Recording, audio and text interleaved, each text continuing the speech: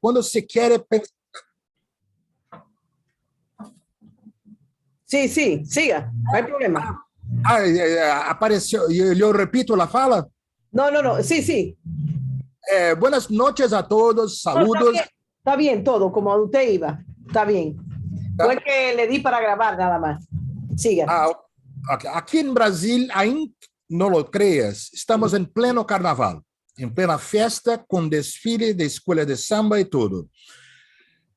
Bueno, pensando no descanso, decidi não usar minha fantasia de coronavírus. Assim que eu quero falar hoje sobre a descolonização e a ação para romper cadenas e grilletes.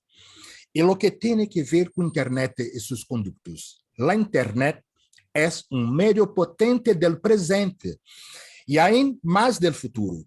Né? E a internet hoje está colonizada. Eu penso que sim, dominada, totalmente dominada.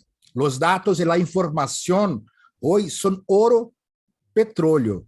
E a ideia de que a tecnologia serviria para melhorar o trabalho, para qualificar, de hecho, vemos que os postos de trabalho e as funções são cada vez mais substituídos por máquinas digitais e as aplicações que operam nelas.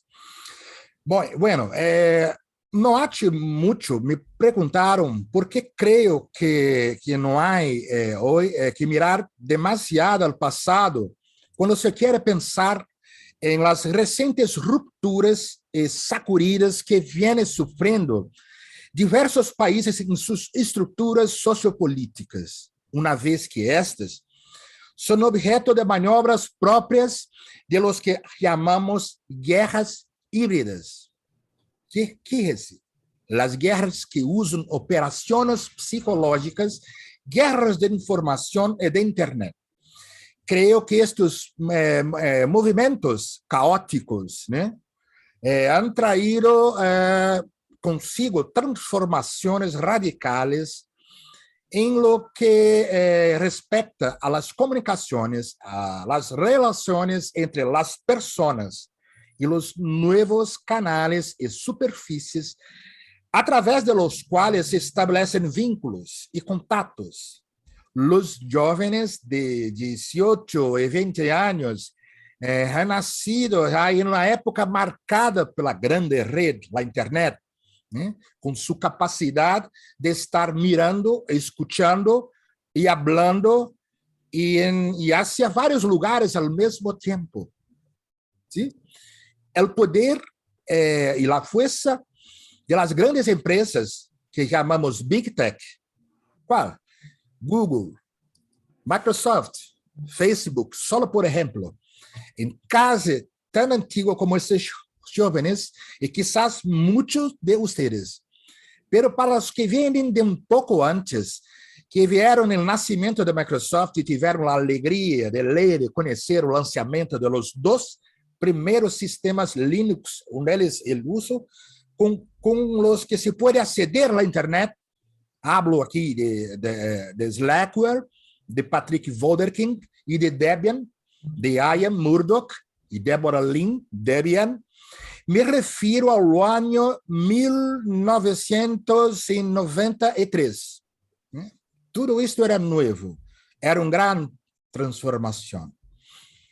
Os movimentos de dominação, a nova colonização e os ataques à soberania das nações e os governos que estão em marcha são diferentes entre si.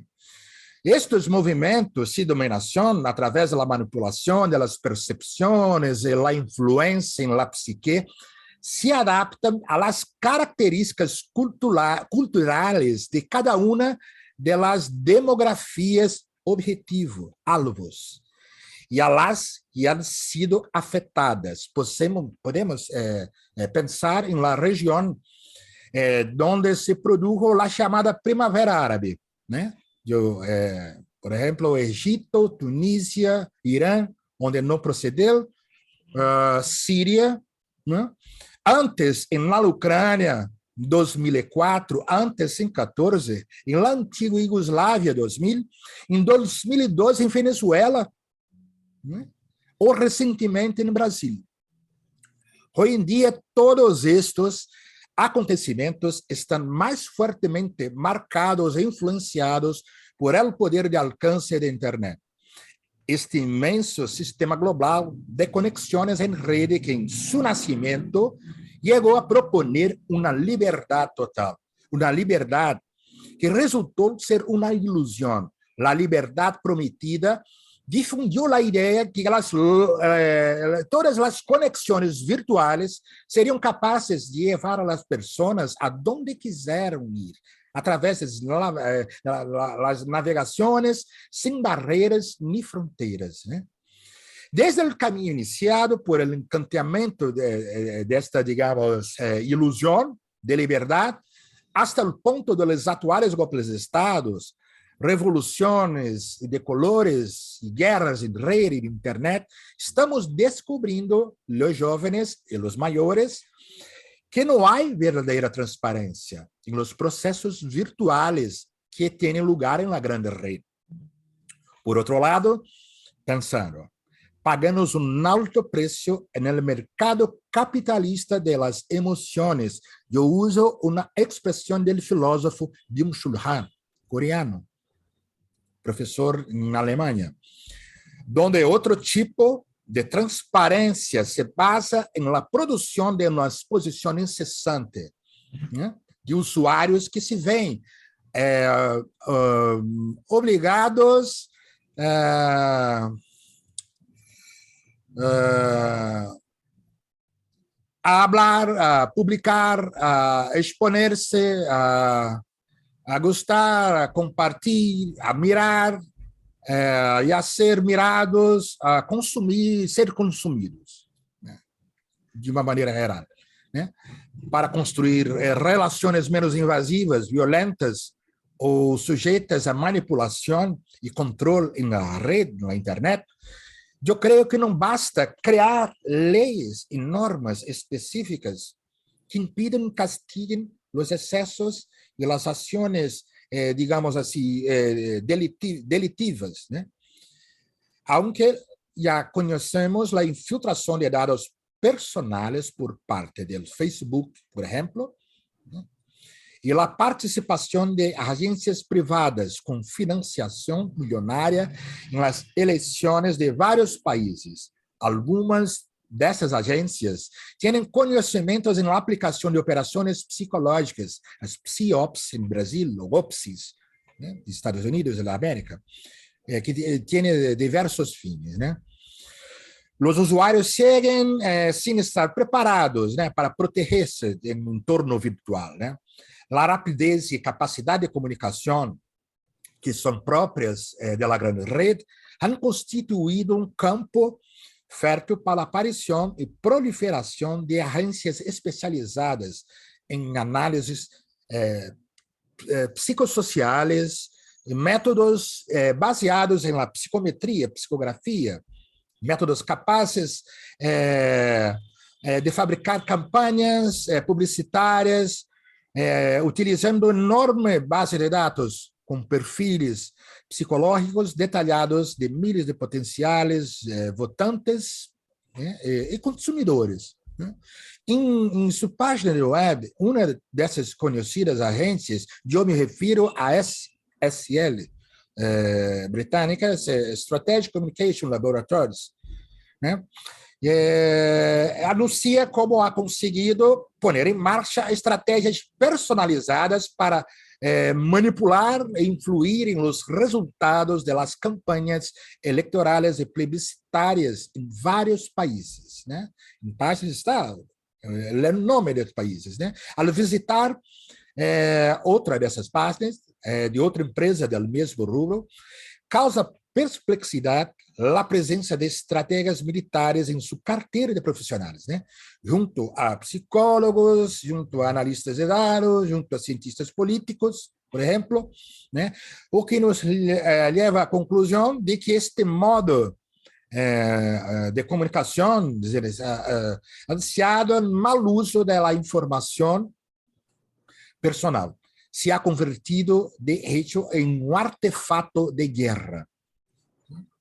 Todavia, eu creio que não é possível prever las consecuencias reales de este tipo de, digamos, instrumentalización de las línguas, né?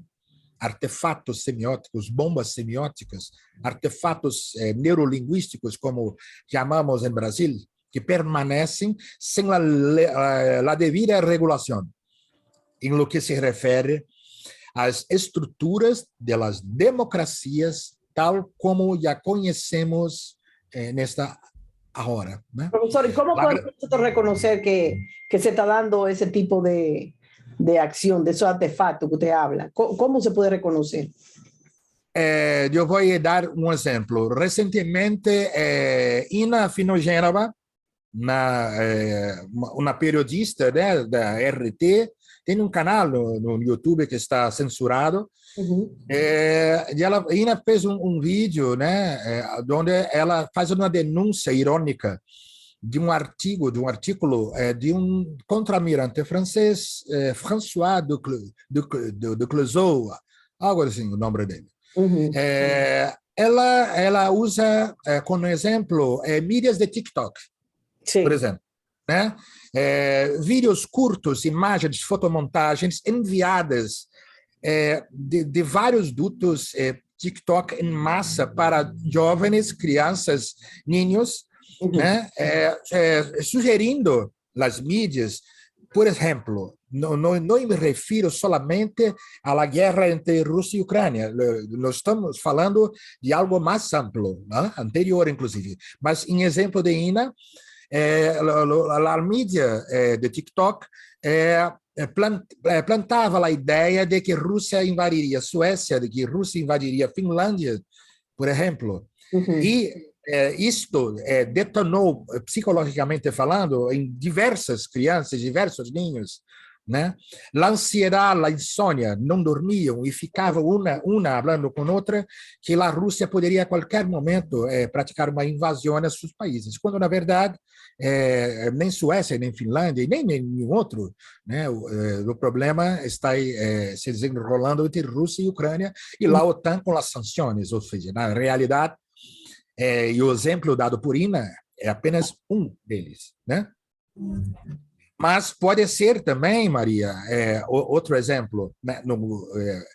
Eu vou falar sobre o Brasil, por exemplo, na eleição de 2018.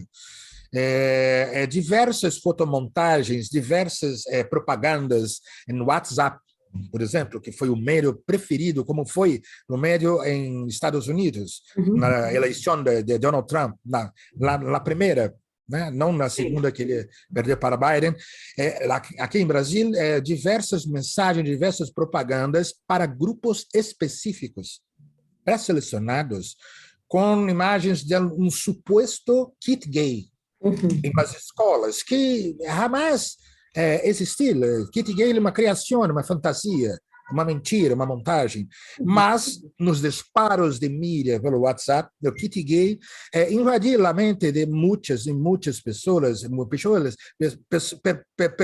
religiosas, inclusive, que começavam a disseminar e espalhar essa ameaça, né? Isso é um exemplo. Outro exemplo é o caso da suposta corrupção do ex-presidente Lula, o lawfare praticado contra ele com uma Ferrari de ouro que seria de propriedade de Lula, e as imagens correndo e tal.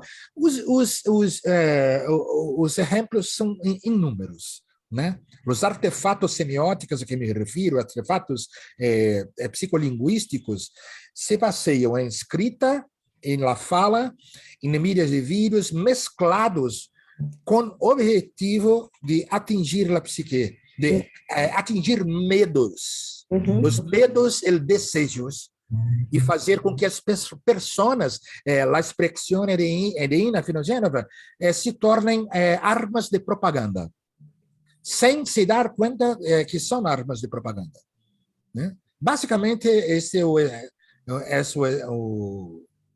exemplo que eu tenho, né, de artefato, né? No, y ahora con la guerra de Ucrania, la venta de que Putin está loco, de que es su estado mental no está estable, y que toda la masacre que han salido, que no ha sido cometida por los rusos, se la adjudican a los rusos. Sí. E Maria, dentro dessa lógica da propaganda de guerra cognitiva, de guerra híbrida, né? Guerra, operação psicológica, guerra de informação, há um dado curioso que qualquer pessoa que comece a prestar atenção nos periódicos atentar, principalmente do Ocidente, né? Quando não se toma o devido cuidado, observará que só há mortos de crianças e civis na Ucrânia. E solamente soldados russos são mortos. Ou seja, a propaganda é claramente uma propaganda que tende, né, a implantar a ideia de que a Ucrânia vence a guerra, por exemplo, que só morrem os civis, as crianças, ou seja, sempre colocando, né, a Rússia como uma vilã, a vilania, né? Yo me pregunto, profesor, si como es Rusia que está especialmente en esa fábrica que tienen detenida o que están escondidos un grupo de militares y del grupo Azov, aparentemente son grandes dirigentes del grupo Azov que está ahí adentro. Y que ellos tienen ahí civiles para que Rusia no dispare contra ellos. Si hubiese sido Estados Unidos que estuviera enfrente de eso, ¿qué hubiese pasado? ¿Qué pasaría? Eu não sei se eu compreendi exatamente qual é a questão. Y en vez de ser Rusia, que está hoy ahí, en esa situación, esa misma situación se le hubiese presentado a Estados Unidos, ¿qué harían Estados Unidos?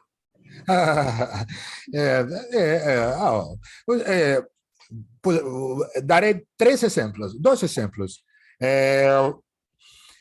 O artigo de contra-almirante francês justamente toca neste ponto, que é como se um artigo muito mal feito, muito remendado, que tem a intenção clara de mostrar como que a guerra de propaganda usada para o bem, isto é, pela OTAN, Estados Unidos, aí sim está correto, né? A população pode ficar tranquila, porque a propaganda agindo para ir contra o mal, para combater, por exemplo, Rússia, no caso, não há problema. Só que quando os Estados Unidos da América, se formos observar, se formos fazer um levantamento, quem detém hoje quase todo o cabeamento de rede de todo mundo, Estados Unidos, as marcas de dispositivos, por exemplo, eu vou citar algumas, mas é espantoso que são quase todas: Cisco, Apple, HP, Intel, AMD.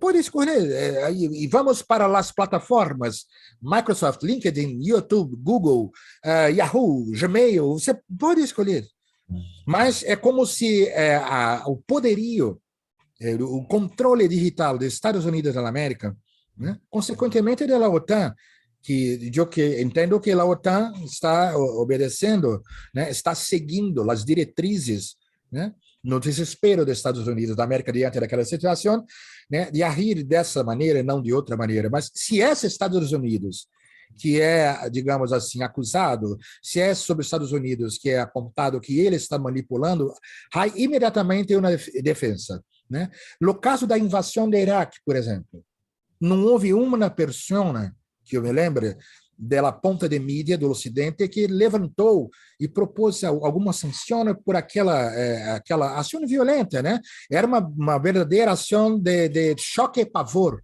no início, no Iraque, né? Há livros sobre isso, há documentários sobre isso, inclusive de Laura Poitras, que fez documentário de Citizen4, o Edward Snowden. Laura fez um documentário eu não me recordo no momento o nome do documentário, mas sobre isso. Podemos falar de Afeganistão, podemos falar sobre Líbia, quase todos os países com ligações com produção e posse de petróleo. É uma coincidência, será? Né? Será? Inclusive a própria Venezuela. Né? No ano de 2012, uma tentativa eu considero, pelo menos, não sou venezuelano, mas pelo que conheço da história que procedeu em 2012, uma tentativa quase aconteceu, mas também em Venezuela, né? É uma produtora de ponta de petróleo, né? Com riquezas naturais. Professor, chegou seu outro professor, Luis Ortega. Ortega, estás presente? Con las buenas noches desde aquí, de la patria de Bolívar y Chávez. La presidente obrero. Então, eu creio, Maria Ortega, que además da necessidade de uma regulação, né, sobre a proteção dos dados personais dos usuários, com as sanções legais que sejam oportunas, né, também é necessário insertar um processo de conhecimento da linguagem neste novo tipo de comunicação, né? Sim. A comunicação em rede, a internet, né? E sua articulação nas modalidades de linguagem, hablado, escrito, imaginário, a menudo conjugado. É urgente, eu penso que sim, né? Não só pensar, mas pôr em marcha projetos potentes, né? De educação cultural, de educação digital, em uma direção anticolonialista. Essa palavra que eu associo ao título do nosso encontro, né? Pensando também na descolonização, mas numa direção de anticolonização, de ruptura, né? Desse espaço que seria um espaço, a internet. Quem habla sobre isso é a advogada de Julian Assange, que se chama Renata Ávila Pinto, uma guatemalteca advogada que ela usa essa expressão. A internet, em sua nascente, era um espaço de criação. Quando surgem os primeiros Linux, que eu falei há pouco, Slackware e o Debian, que eu uso aqui, e esse espaço, inclusive, já foi o espaço da criação, né? Que é um espaço importante, né? Em uma recente conversação com um amigo, né, investigador, professor de física de programação, eu replantei uma perspectiva sobre a ilusão da liberdade na internet. Há um título da Microsoft em 1994. Onde deseja ir? Onde queres ir? Né? Que era o slogan da Microsoft. Né? E hoje, com as grandes big techs, isso não é possível. Né? Tal como se propagou na sua aparição na internet, dessa liberdade, né? E compreendemos que, na realidade, a anunciada nova liberdade na criação da internet resultou em uma espécie, para usar uma palavra que Ortega conhece, que eu uso bastante, é o novo Eldorado, para ser explorado tal como era. Né? Valorando dados e a informação na grande rede, como se fossem ouro ou petróleo, né? Os melhor formados para transitar e atuar nesses territórios, né? Os bem-nascidos, os poderosos, acabaram adjudicando-se e explotando a liberdade de comunicação. Eu penso que sim, né? De aí que se ha demonstrado que é ilusória porque está controlada, manipulada, explotada financeiramente. Né? Sin embargo, não há que olvidar que a informação manipulada pode ser percebida por quienes entendem o significado do conceito de informação. E é imprescindível, eu penso, retomar e ampliar constantemente o debate sobre este tipo de problemas. O debate é a conscientização sobre o uso de los dispositivos tecnológicos, a inclusão do conhecimento de los mesmos em los sistemas educativos, acompanhados da necessária redação de leis e de proteção de dados eficazes. Isso tudo deveria ter no horizonte a ideia de que esteja onde está, em lo real ou em lo virtual, a liberdade ela não vem pré-definida. Há que conquistá-la. Sem luta. conquistá-la com luta. Sí, eso es verdad. Yo podría decir que, tomando en cuenta, hablando de la colonización y entendiendo que América, Latinoamérica, fue colonizada por los europeos y seguimos colonizados porque por años a nosotros nos han dicho que somos subdesarrollados, pero nunca se han dado las pautas para que podamos salir de ese subdesarrollo. Todo lo contrario, nos han quitado todo. No han, por ejemplo, nuestra cultura agrícola la han destruido para crear una cultura de exportación, de dependencia. ¿Sí? Entonces, eso es parte del sistema de colonización que no nos permite una liberación. Perfecto. Seguimos siendo países de tercer mundo, países pobres, países esto, pero en nuestra mente está la idea de que somos un país pobre, de tercer mundo, que tenemos que estar detrás de Estados Unidos, por ejemplo, y de la Unión Europea. Pero ahora hay algo importante, y es que esa colonización se ha extendido a Europa, porque la posición que han presentado los europeos, no sé si usted me va a corregir en eso, la posición que han presentado los europeos en estos momentos de dependencia política, económica y militar, si se quiere, de Estados Unidos y de la OTAN, lo ubica a ellos en el renglón de los colonizados. ¿Qué utopía?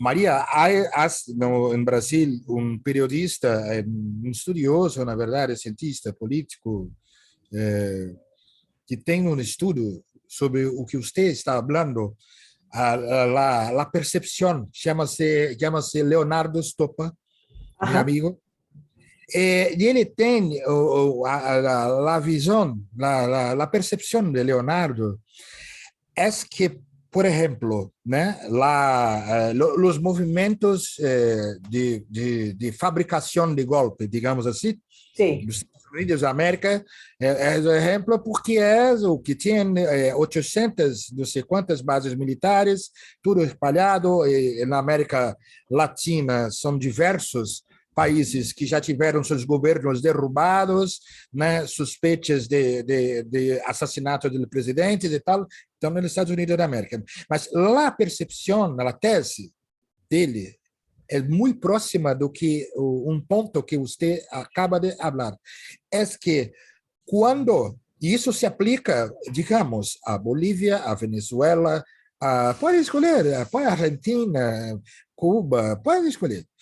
Mas no caso Bolívia, Venezuela e Brasil, quando os Estados Unidos percebe que, digamos, a população está consumindo a produção de seus próprios recursos, ou seja, há uma melhora, né, do poder econômico, pequena que seja, mas há uma melhora. E a população quer comer melhor, quer dormir melhor, quer usar um dispositivo.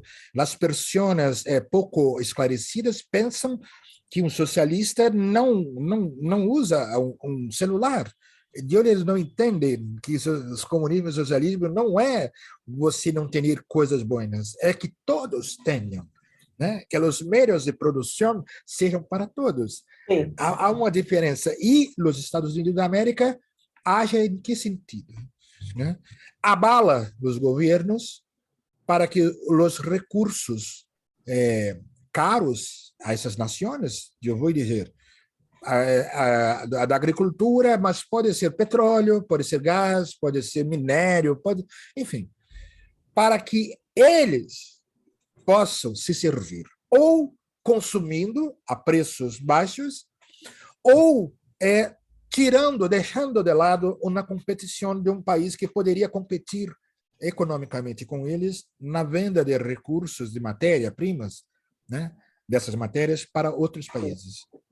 Ou seja, se eu bem entendi, Você tocou nesse ponto, né? Os Estados Unidos da América, o que eu estou afirmando é o seguinte: não se trata de ideologia, de comunismo, se trata de dinheiro, recursos, poderio. Né? Eles são países, eu não sei se ainda são, mas até pouco tempo são países que mais consomem no mundo todo. São extremamente consumistas, né? La propaganda, aquele teórico que uma vez nós conversamos aqui num programa, Edward Bernays, sobrinho de Sigmund Freud, durante 80 e poucos anos, trabalhou nos Estados Unidos nas relações públicas com uma propaganda fortíssima. Ele criou uma escola de propaganda voltada para o consumo em massa. Esta nação é extremamente consumista. Então, nesse aspecto, a América Latina se torna-se alvo como se fosse vou fazer uma imagem, como se fosse uma enorme hacienda em que os produtos devem estar a qualquer momento à disposição desta nação. Né? Atos para consumo ou, como eu falei, que não compitam na hora de, por exemplo, vender trigo para, sei lá, a China, não sei, mas o Brasil, por exemplo, não vai poder vender porque o governo caiu, está confuso, o dólar subiu, ou seja, o real desvalorizou porque o dólar não sobe, é a moeda do país que desce. Então, nesse sentido, eu acho que é uma disputa, né? Todo esse processo de aprisionamento, de colonização, tem, por fim, o Leonardo tem razão, sob o meu ponto de vista, tem, por fim, a dominação do poderio econômico, inclusive para consumo. Né? Sí. Y también el hecho de que aquí, de que Estados Unidos sea un país consumista, es una política también para mantener la colonización en sus habitantes, colonizados. ¿Por qué yo digo que están colonizados? Porque están dependiendo del sistema de la economía permanentemente. Si consiguen 10 pesos y $10 y gastan 20, entonces viven en una rutina diaria que no le permite pensar en nada más que no sea en conseguir dinero. Entonces ahí vienen los excesos de trabajo, 12 horas de trabajo, 2 empleos. Bueno, eso es parte también de una persona que lo tienen manejado para que no piensen, lógicamente, para que no tenga un pensamiento independiente. Sim. Um pensamento, eu estava pensando, essas pessoas que você está falando, seria uma lógica de endividamento financeiro também, que necessitam constantemente estar pegando empréstimos sem ter condições financeiras nenhuma, né? Porque dívida é uma maneira de tornar-se escravo. Eu não sei se você concorda, mas no momento que a pessoa está endividada, ela está aprisionada, né? Na Grécia antiga, inclusive, na época, se não me engano, de Drácula, então havia uma lei, aliás, era Solon que rompe com isso, de escravidão por dívida, né? Que é uma maneira de escravidar, né?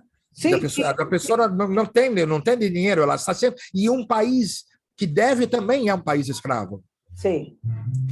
También en lo político, solamente hay 2 partidos.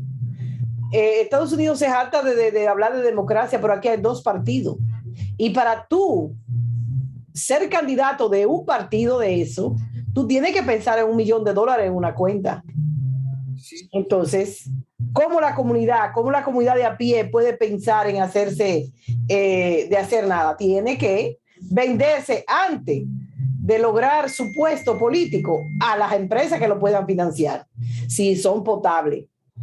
Entonces también es una forma de estar colonizado. O sea, la colonización no es como que, no digo yo, la colonización no es, tú estás colonizado porque, no, la colonización tiene cosas concretas.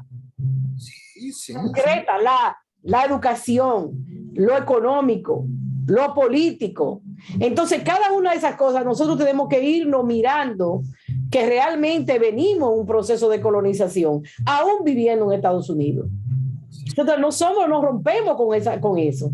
Ahí vemos, por ejemplo, a Brasil. que con los gobiernos de Lula y de Dilma lograron un desarrollo económico de casi convertirse en la cuarta economía del mundo. ¿Y qué pasó? Em dois governos, na verdade, foram 2 mandatos, o terceiro e o quarto foi interrompido. Sí. As condições de vida da população ficou melhor, mais potente. E o incômodo também.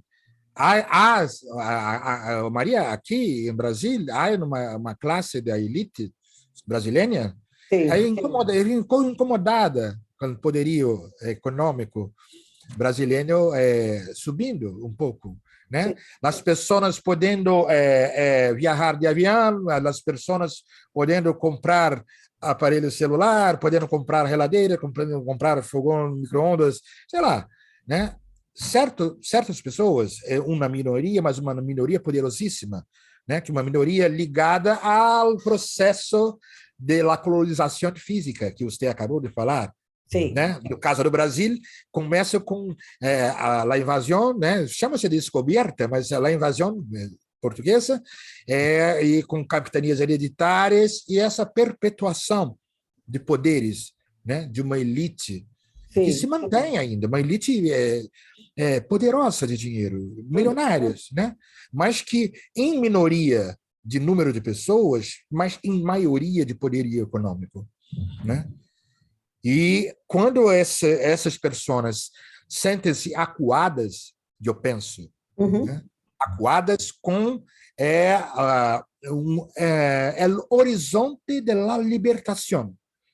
Começa a haver um movimento de melhoria de vida, um movimento de mais alegria, um movimento de menos, diminui a fome, né? Fortalece-se o povo. Essas pessoas se assustam. Por quê? Muitas dessas pessoas miram para uma pessoa popular e veem um trabalho barato, mal remunerado.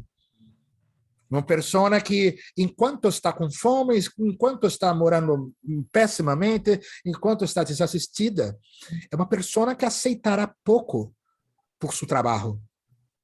E a pessoa, por seu lado, a colonização, né? Muitas vezes, talvez não perceba que isso não é uma condição da economia, que o dólar subiu, que a bolsa caiu e tal. Não.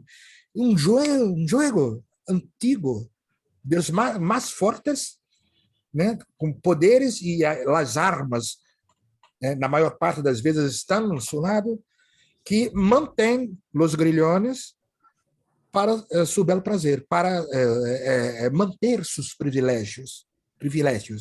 Sim. Essa é uma face. Eu estava escutando o que você estava falando e essa imagem me veio aqui, né? Do incômodo que essas elites... Lá nos Estados Unidos da América, para usar exemplo, eu não conheço profundamente, eu nunca morei nos Estados Unidos, mas eu leio, estudo bastante sobre... Lá chamam de estado profundo, né? Que é quase que um fantasma forte e vivo que atravessa vários governos. Essa elite poderosa, ela existe, e ela manobra, e ela tem negócios, participações em empresas que hoje elas estão por toda parte. Creio, inclusive, e aqui vai apenas uma especulação, né, que eu não sou o especialista, dono da verdade, mas creio, inclusive, que a guerra, ou o conflito entre Rússia e Ucrânia, barrando dos movimentos da OTAN, que muita gente não sabe o que acontece ali, pode ter a ver fortemente com a questão econômica que está em jogo naquela região, né? Envolvendo gás, envolvendo petróleo, envolvendo comércio, envolvendo, dizem, a rota pela China, a China como uma nova e não tão nova potência econômica e militar também. Não é somente uma potência econômica, a China é uma potência militar, né? Então, eu creio que eu estou falando isso pensando nesse pequeno número de pessoas que eu chamo a elite, que seguramente, imagino, todos os países. Exatamente. Y están entrelazados, están coordinados, que es la diferencia que tenemos nosotros los pobres o la población. que nos hace muy difícil cohesionar una organización internacional o nacional, porque no estamos mirando nuestros intereses. Sí. Y ellos no, ellos tienen claros sus intereses, nosotros no lo estamos mirando. Nosotros cualquiera nos divide. Sí. Olha, Ortega levantó la mano. Claro, Buenas noches. Con bendiciones para todos los que nos están escuchando, para los que los están viendo, a María sobre todo, porque es la fémina de nuestra, pues, la consentida y coordinadora de este sistema comunicacional que hoy en día tiene mucha vigencia, más que todo porque la información corre demasiado rápido y esa vivencia tiene que saberse interpretar. De allí el modelo descolonizador, que aunque viene desde el tiempo de las primeras sociedades indígenas aborigen, desde latinoamericana, centroamericana, lo que se llama Mesoamérica, hasta los incas, que fueron los primeros descolonizadores en verdad de nuestro territorio, los nacidos aquí. Porque en contra de aquella teoría de que después del congelamiento total de la Tierra pasaron por el estrecho de Bering, entonces primero fueron los de América del Norte, entonces después se dedujo que ya se está viendo y se está comprobando con muchos antropólogos y sociólogos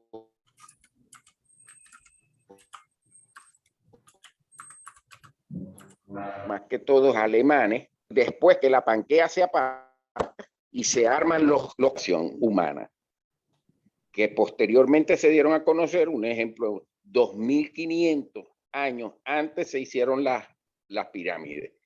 En ninguna otra parte del mundo. Ay, coño a la madre. Bueno, Luis quiere participar, pero no lo deja la comunicación. Entonces, en cierta manera, él no está escuchando por dónde va el hilo de la conversación. Luis caiu, Maria? Luis caiu? Congelou? No, él está ahí, pero que se le cae la comunicación. Entonces no está acorde con lo que nosotros estamos conversando. Entonces, vamos a la parte de la conexión en cuanto a los medios de comunicación. Nosotros tenemos un celular, que ese celular está yendo a una base de datos, para que la gente entienda más o menos el problema de la colonización. Está llegando a una base de datos donde identifican quiénes somos nosotros y qué queremos. Entonces, ¿qué hacen las empresas y los comerciantes? Nos ofertan lo que ellos entienden que a nosotros nos gusta por el perfil que estamos mostrando en el teléfono. O sea, mucha gente habla de libertad, te podemos hacer lo que querramos. Pero ¿es verdad eso, profesor, que tenemos esa libertad? Entendiendo el comentario que yo acabo de decir y otras cosas que se podrían agregar. Sí.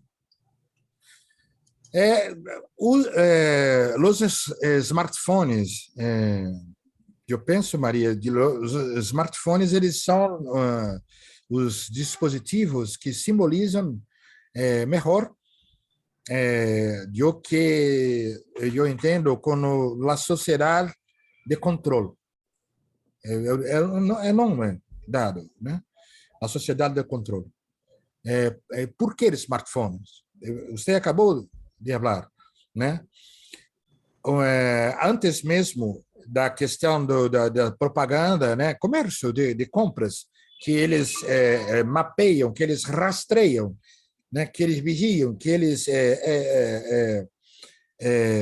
espionam, né? Os passos de cada pessoa, de onde a pessoa navega, onde a pessoa clica, sim, para poder ofertar, para poder jogar uma imagem, jogar um anúncio, ou mesmo mandar SMS. Eu não sei como se chama aqui em Brasil, SMS, né? São mensagens às vezes, muitas vezes com ofertas de produtos, de planos, de empresas e tal, mas, na verdade, este meio desse veículo é um veículo, e eu tenho um vídeo que eu coloquei no meu canal Portal Fio do Tempo, que eu traduzi do Edward Snowden, um vídeo pouco conhecido, porque só estava em língua inglesa, eu traduzi, e ele fala solamente de smartphones, né?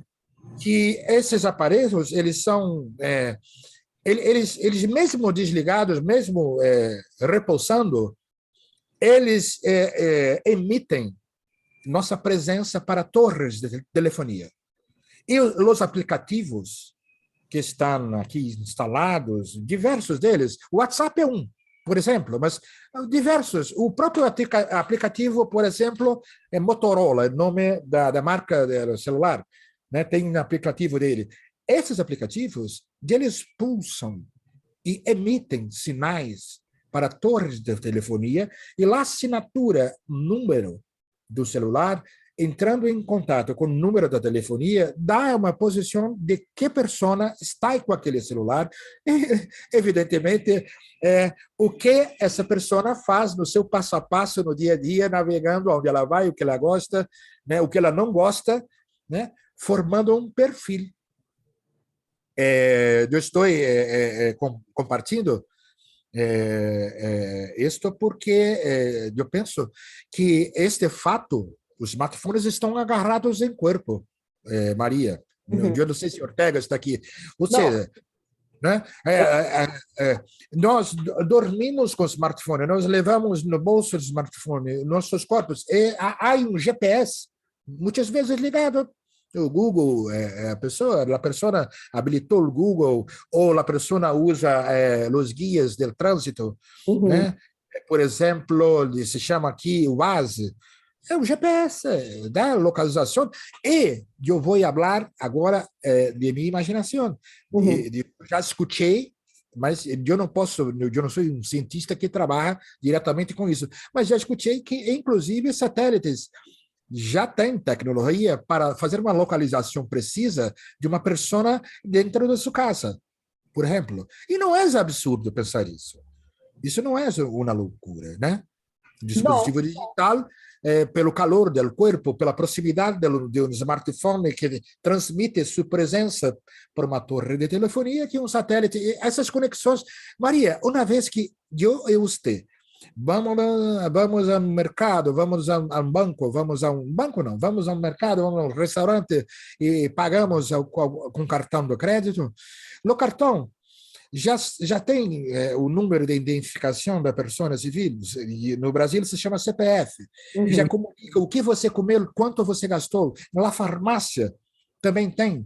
E aí, você ou eu temos um cartão que usa em trânsito urbano, metrô, e eu passei meu cartão indo de um bairro que se chama Copacabana para Tijuca, é o do número que está ligado ao meu CPF. Ele já sabe que eu fui, no final das contas, em nossa era, né? Há um mapeamento natural, sem a necessidade de ser uma espionagem, que diz onde você anda, a que horas você anda, onde você entrou, comprou o quê, comeu o quê, quanto pagou, né, quanto tem no banco. E isso já vai se juntar aos dados que aí, né, digamos, as big techs, as contas de Twitter, Instagram, Facebook, o YouTube, que eles coletam muitas vezes sem a pessoa se dar conta, né? Com aplicativos da tipo aquela nome, meu Deus, Candy Crush. Candy Crush é relatado em livro da Brittany Kaiser, que se chama Target. Foi traduzido por manipulados, mas não penso que seja correto. Target está mais para alvos, objetivo, né? Brittany Kaiser fala que o Candy Crush havia um contrato com letrinhas minúsculas, a pessoa não conseguia ver e que permitia que o aplicativo tivesse acesso à sua postagem, seu contato, suas fotos. E sabe-se lá para quem que esse aplicativo repassou ou vendeu esses dados. Né?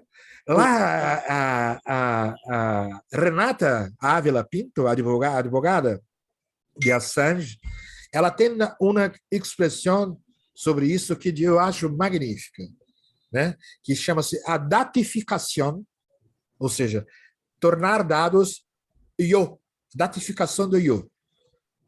O nosso eu, o eu, mesmo inconsciente, né? Que é uma parte do eu, é o inconsciente. Né?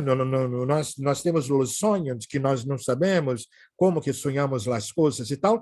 A datificação de eu é transformar a persona, às vezes, em dados, em planilhas quase que perfeitas, com detalhes do dia a dia dela que ela mesma não se dá conta. Do que ela faz, do que ela hesita, dos tiques, tudo datificado e planificado. No momento de uma eleição, no momento de uma manobra política, geopolítica, né, um grupo ou alguns grupos de posse dos dados individuais em grupo, vejam que arma de manipulação se torna esse tipo de informação, dados, né, que a gente chama Big Data. Né?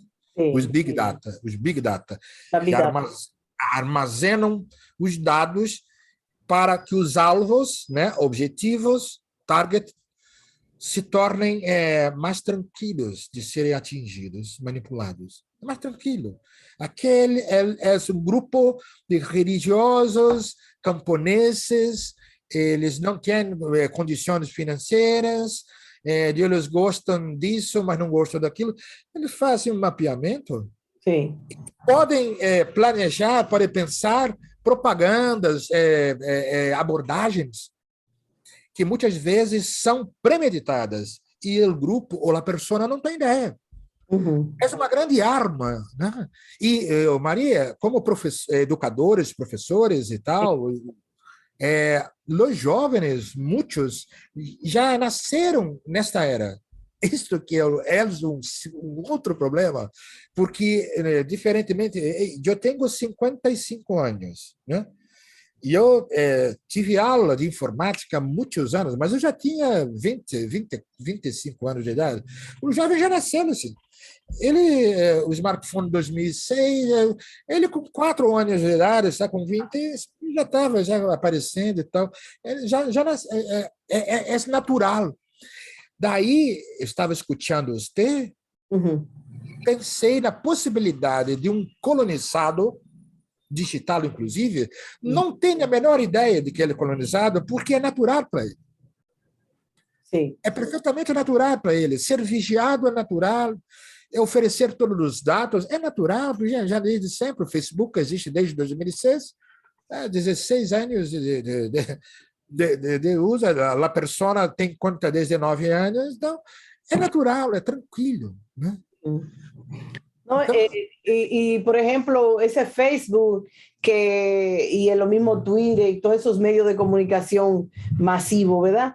Que cogen nuestra información, la venden y está probado eso, que la han vendido. Pero como son poderosos, jerarcas, que tienen mucho dinero, tienen como defenderse. Entonces ahí entra un Wikileaks, ahí entra un Julian Assange, ahí entra este joven que no me recuerdo ahora el nombre, que está en Rusia, que tuvo que salir huyendo. Snowden. Sí, que tuvo que salir huyendo. ¿Por qué tuvo que salir huyendo? Por decir la verdad, no están,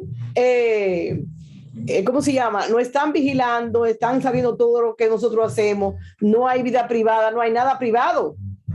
La gente dice, no, oye, son cosas privadas. No hay nada privado. Maria, não somente não há privado, como a opinião pública é totalmente manipulada. No caso de Assange, Wikileaks, exemplo, a invasão do Iraque é porque há um tirano que fabrica armas químicas. E não é petróleo. Mas a opinião pública é toda influenciada para crer e apoiar e aplaudir. Mas quando é só o próprio país que é atacado, Sí. Ahí, ahora mismo, el problema del coronavirus.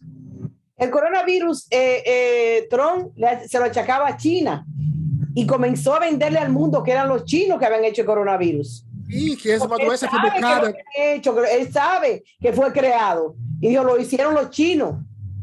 Y la gente comenzó a odiar a los chinos donde quiera que llegaba. Y hay un chino, ahí viene el coronavirus. Entonces, finalmente, la realidad nos dice a nosotros que no fue China, que el coronavirus lo crearon en Ucrania. Por todo lo que hay, por todas las evidencias que hay en Ucrania, porque lo crearon. Que están usando aves migratorias como arma de nutrición masiva en los pueblos. Eso no es inventado. Ahora, los medios de comunicación, eso ha salido y nadie ha dicho nada. Todo calladito. Pero, ¿cómo es posible que la humanidad, que ha perdido más de 5 millones de personas, que han muerto, y toda la destrucción, 6.235.302 personas que han muerto en todo el mundo? Y eso no es suficiente para que la humanidad se levantara en estos momentos, si sabemos de dónde salió el virus. Não deixa de ser um efeito da colonização. Eu penso assim, é um efeito. O qual, essa acomodação, né, de se dar conta de uma situação, de solamente se questionar, não digo se revoltar o partido, mas ao menos questionar, levantar suspeitas. Não. Né? É o caso de Rússia e Ucrânia. Não estou no momento nem defendendo, nem atacando, estou apenas dizendo que no Brasil, RT, a Sileva, Sputnik estão censuradas. Sim. Mas BBC, The Guardian, que eu, inclusive, leio, gosto de ler, New York Times, Washington Post, Le Monde, não estão censuradas. Não. Por quê? Eu estava acompanhando, por exemplo, um passo a passo no início do conflito, em Rússia e Ucrânia,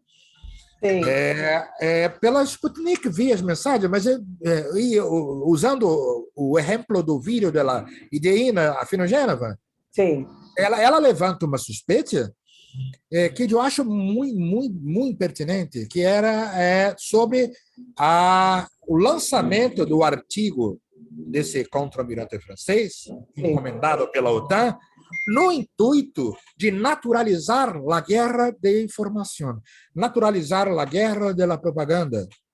Ou seja, no momento que a OTAN fala, olha, descobrimos uma guerra cognitiva, como se fosse uma novidade, né? Guerras híbridas já estão sendo estudadas, guerras de 4 gerações. Eu mesmo vi outro dia um vídeo de 2014 do general Vladimir Padrinho Lopes, 8 anos, que é um especialista, eu sei que ele tem uma formação feita sobre operações psicológicas, 8 anos, não é totalmente novo. Falar de guerra cognitiva naquele artigo que eu li daquela maneira, aquilo ali já é uma propaganda, já é um objeto de consumo com notas da Wikipédia, Maria. Um artigo muito mal feito, que a Ina fala no vídeo, e eu já tinha percebido, lendo o artigo, olhando para ele, que aquilo era um artefato, aquilo era a guerra cognitiva, operações psicológicas, guerras psicológicas, guerras de informação, elas já estão sendo usadas há muito tempo. E a internet, com seus dutos, com suas plataformas, com seus mensageiros, já são armas de propaganda há muito tempo. As pessoas já são armas de propaganda. Multidões com a mente poluída com mentiras, desinformação, elas se tornam coniventes com determinadas ações ou podem se oponer, podem derrubar muitas vezes o governo que elas mesmas elegeram, porque as mentes foram bombardeadas durante anos, às vezes, e a pessoa não sabe. Hablamos agora, Ortega, os celulares, mensagem, TV, a pessoa vai, dorme com aquilo na cabeça, dorme, e ela acaba acreditando. ela está ganhando pouco dinheiro, ela está com dificuldade, tá? E ela acaba dizendo, realmente, vamos tirar esse presidente, eu errei, mas eu acho que é corrupto, então a comunicação em rede é um poder imenso, né? Daí eu creio que a luta anticolonial, essa expressão, né, que tem a ver com o corpo, né? A colonização começa com o corpo. Né? Qual colonização? Não é com o corpo? Nós, latino-americanos, sabemos muito bem, né? Os europeus chegando aqui. Mas uma vez que os corpos são aprisionados, a mente passa a ser prisioneira também.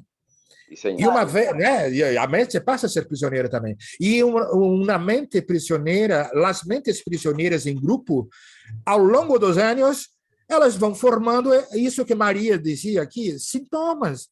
As pessoas elas perdem o apetite de reagir. As pessoas parecem que enxergam, mas aí colocam um véu.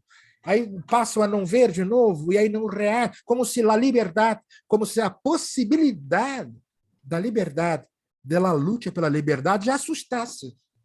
É melhor eu ficar assim, aqui, mais ou menos, não está muito bom, mas ainda estou vivo e tal, do que reagir e tentar algo novo, que é sair do jugo. Essa é a situação com o Império Estadunidense. Não, a Rússia é perigosa, a China é perigosa. Então, mas como? Eu nunca fui colonizada pela China. Eu não sei como é ser colonizado pela China. Eu não sei como é ser colonizado pela Rússia. Não sei. Não estou dizendo que eu quero ser colonizado pela Rússia, mas eu sei como é ser colonizado pelos Estados Unidos da América. Né? Os filmes Rambo, Rocky, Duro de Matar, os heróis, né? Metralhadora, Coca-Cola, eu sei isso, eu sei, tranquilamente. Não estou dizendo que a indústria de cinema não é boa, tem filmes maravilhosos que eu estou falando da máquina de propaganda que está embutida em todos esses meios de mídia, né?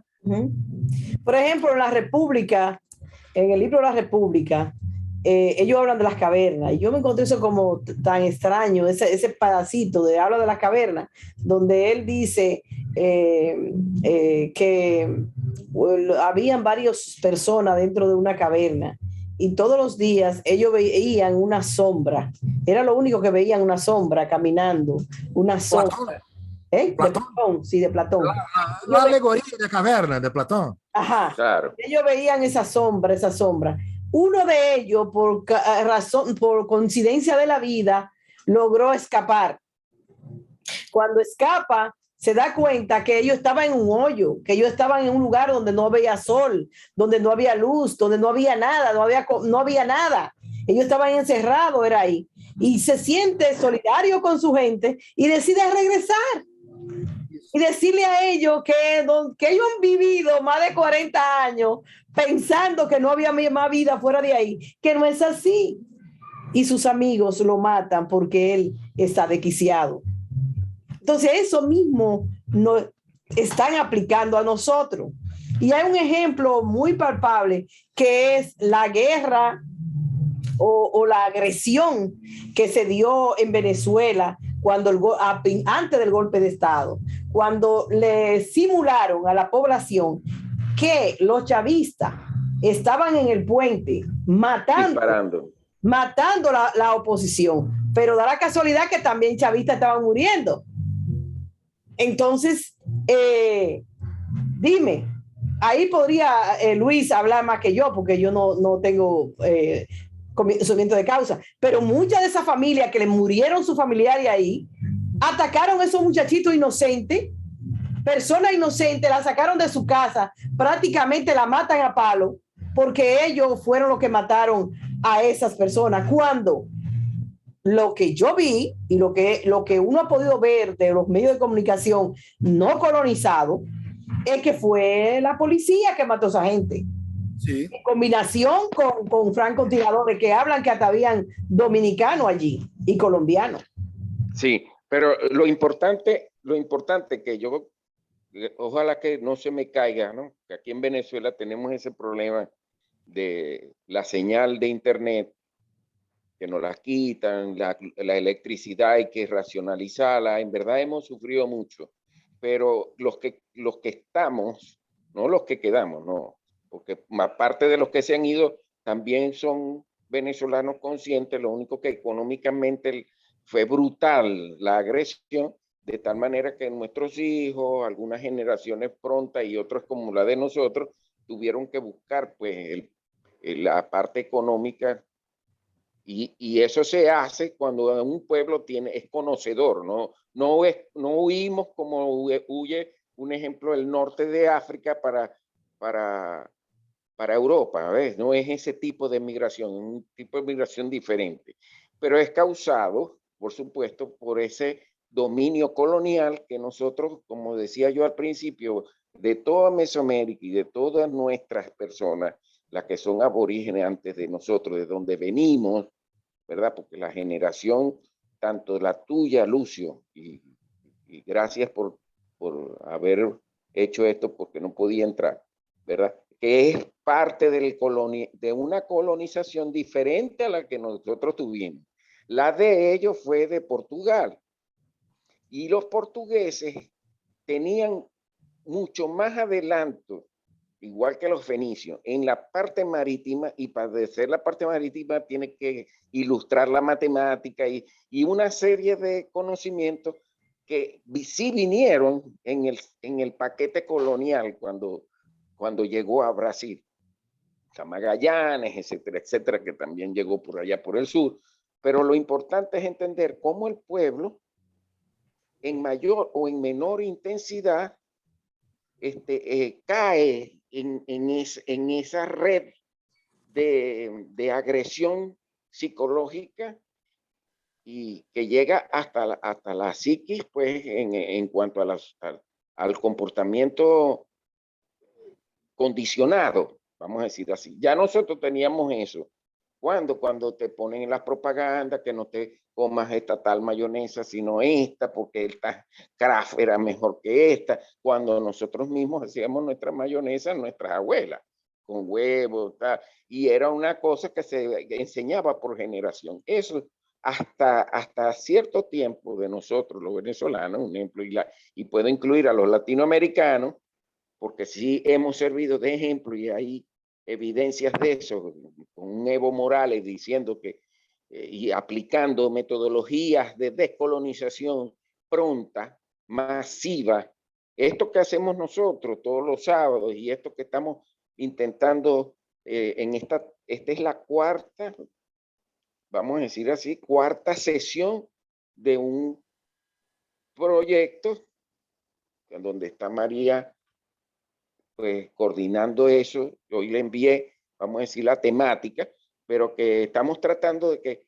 sea diferente a otro tipo de enseñanza o de presentación, en donde caen más en la parte formalista, ¿no? Y académica, que no es malo, pero que lo que nosotros debemos empezar a hacer es demostrarle a aquellas personas que están ávidas de conocimiento, y que es nuestro deber, porque es nuestra generación, la mía, la tuya, la de María. Esta generación nuestra es la que ha hecho las revoluciones más difíciles, porque en el tiempo de Fidel, ¿verdad? Y en el tiempo de Ortega, cuando eran comandantes de las guerrillas, estaban decididos, o sea, anímicamente, cognitivamente, ¿verdad? Estaban claros en la identidad, estaban descolonizados. Fueron de los primeros latinoamericanos, caribeños, que lograron eso. Nosotros estamos en este proceso. Somos, como digo yo, prefiero que me llamen maestro de colonizador. Claro, porque hay mucha gente que inclusive son doctores y todo, y tú lo debes conocer, Lucio, y tú, María, ¿verdad? Y están colonizados, no salen del pensamiento clientelista, ¿ves? De que no, voy a estar en un doctorado, y entonces, como decía Chávez, de cumbre en cumbre y el pueblo de abismo en abismo, porque se apartan de la realidad. En cambio, si nosotros pegamos, que es mucho más placentero, el conocimiento y la práctica de una vez, y ver cómo los muchachos, cómo gente de menor edad puede entenderlo y puede interpretar y hacerlo mejor, ¿ver? Sin que la institucionalidad lo coacte, lo limite. Por ejemplo, yo vengo de una escuela de descolonización llamada Instituto Descolonizador de Estudios Sociales y Políticos del Estado Zulia. Vamos a decir, arranco la carrera hace 12 años, pues, en este pensamiento innovador, ¿verdad? Que lo dio Chávez, ¿verdad? Que tengo un partido que también apoya, entre comillas, porque también nos encontramos con que cuando tú estás, vamos a decir, progresando en la parte cognitiva, pero también en la parte de abarcar muchas formas de ser, muchas personas, y que esas personas se puedan unirse hacia un objetivo primordial, que es la descolonización. O sea, no es el que yo voy a dejar de tomar Coca-Cola, yo no la tomo, porque ya yo he investigado y tienen antecedentes inclusive de envenenamiento, de cuestiones ambientales, de asesinatos de sindicatos, de gente de sindicatos de ellos, cuando cerraban allá en Salvador, etcétera, etcétera. Entonces, en un sistema cognitivo real, yo digo, yo no voy a tomar bebidas negras, pues, y menos si es eso.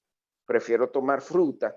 Entonces vuelvo a mis ancestros. Pero ¿cómo vuelvo a mis ancestros si no estoy identificado conmigo mismo, con lo que yo soy, con el zuliano de donde yo soy, que me gusta la gaita, me gusta el mondongo, me gusta la arepa cocida, ¿entiendes? Me gusta bailar merengue, ¿ves? Y me identifico con la bondad, con la sinceridad, no hay tracalería, no, ¿entiendes? Porque no está en mí. Entonces, si esa, no es que yo estoy poniendo un ejemplo, es que hay una legión de personas que están en la misma, vamos a decir, vibración humanística, ¿verdad? Que nosotros. Entonces, no estamos, como decía Chávez y como decía Cristo, no estamos arando en el mar, no. Queremos creer en lo que nosotros tenemos que transmitirle a nuestras generaciones futuras que ese es la única vacuna contra esta agresión de la guerra cognitiva que ya tú debiste explicar y la explicas muy bien porque ven, esta es tu carrera. Pues. Pero aparte de eso, este programa que se llama descolonización del pensamiento y de la acción, ¿verdad? No se queda en las teorías. Es lo que no quiero que nunca suceda, pues, que no se quede en la teoría, sino que vayamos a la práctica, lo hagamos día a día con nuestros hijos, con el que nos vende el periódico, conversarle, gastar un poquito de tiempo en abrirle la mente de cómo se está dando que no caiga en esa cárcel que no tiene, una cárcel que no tiene carcelero. Es una cárcel que no tiene cárcel, es una cárcel interna primero, que te lo condiciona, te ponen techos a los intelectuales, les ponen techos, tú nomás que puedes que sea hasta aquí. Y después que ella todavía existe, ese cambio cuando Enrique Dussel, hoy teníamos un videito de él que hablaba acerca de eso, porque lo principal no solamente es esta forma incipiente latinoamericana y caribeña que nosotros tenemos, en cuanto a aprovechar este medio para poder llegar a la mayor cantidad de gente posible que nos escucha ahorita o después cuando se lo pasemos a nuestros amigos, puedan escuchar y decir, yo estoy también pensando de la misma manera. Entonces no es una lucha antiimperialista porque yo soy de izquierda y pues y quiero una guerra. No, esto es al contrario, es la lucha queriendo la paz. Es la lucha queriendo identificarnos cada uno de nosotros con nuestra clase social. Una clase social que por supuesto ha sido tan golpeada que la identidad no sale así nomás. Y a veces hay un dicho, aquí en Latinoamérica hay un dicho que coño la madre.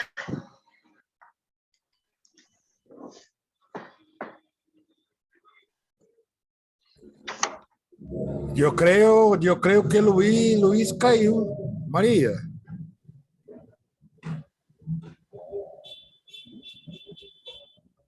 Luis Ortega.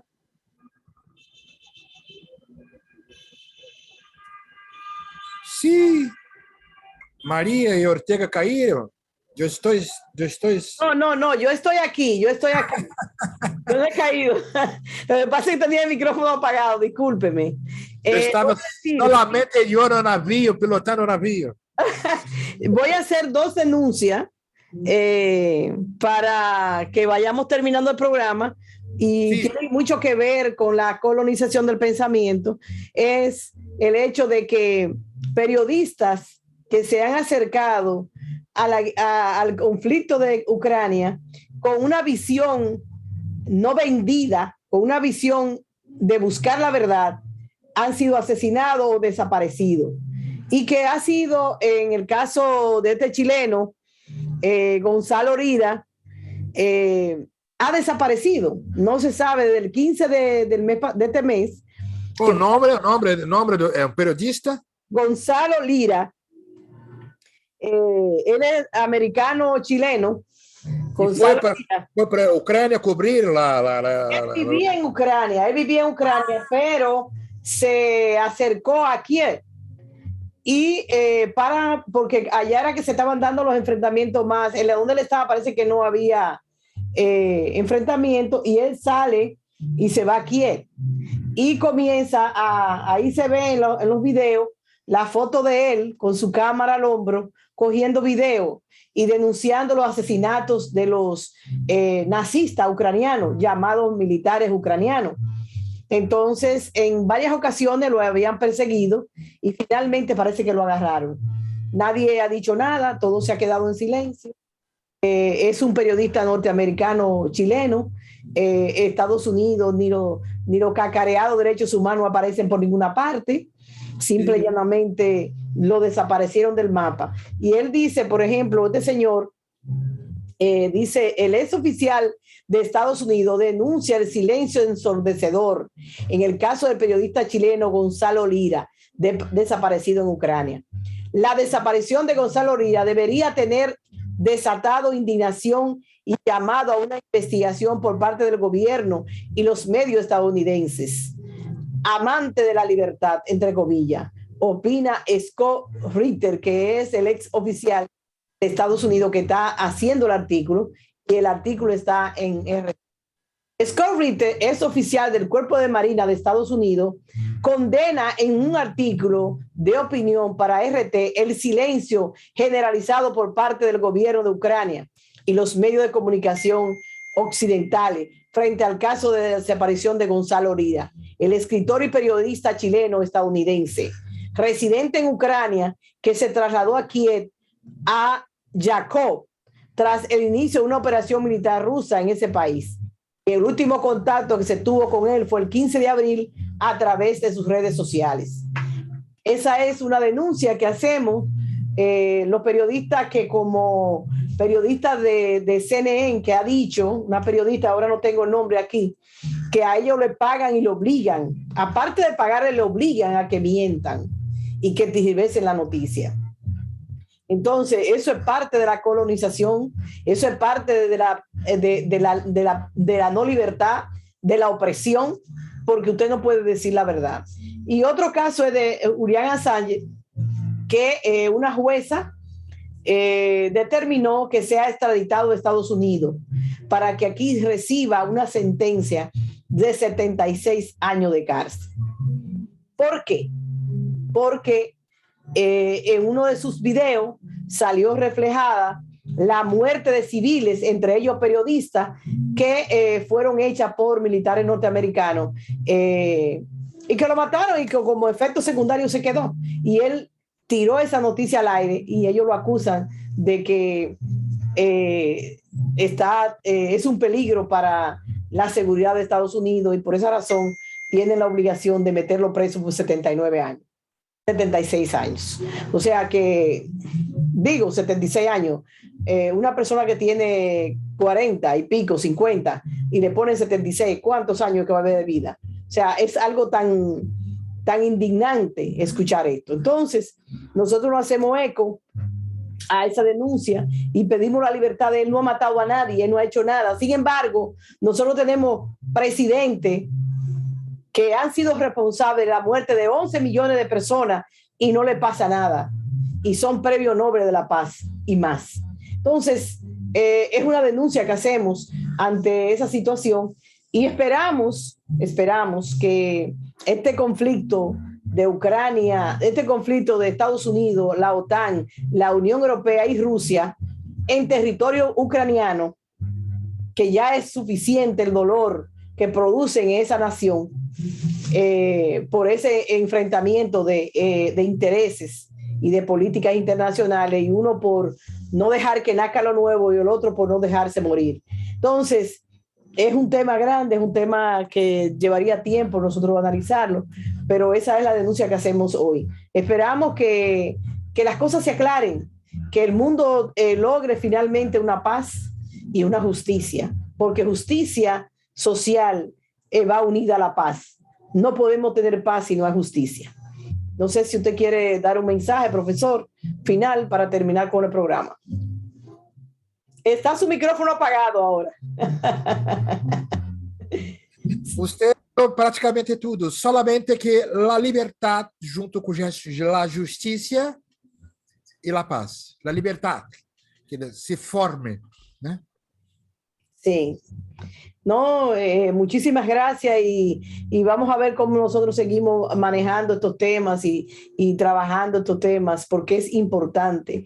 De alguna manera tienen que llegar a algún sitio estas informaciones. Así que muchísimas gracias por el tiempo que ha estado con nosotros hoy y será hasta la próxima. A lo mejor lo vemos el sábado. Gracias pelo invite, Maria e Ortega, que não está, mas estava aqui. Sí. Gracias, muchas gracias. Muchísimas gracias. Un abrazo virtual. Hasta luego. Hasta luego. Sí.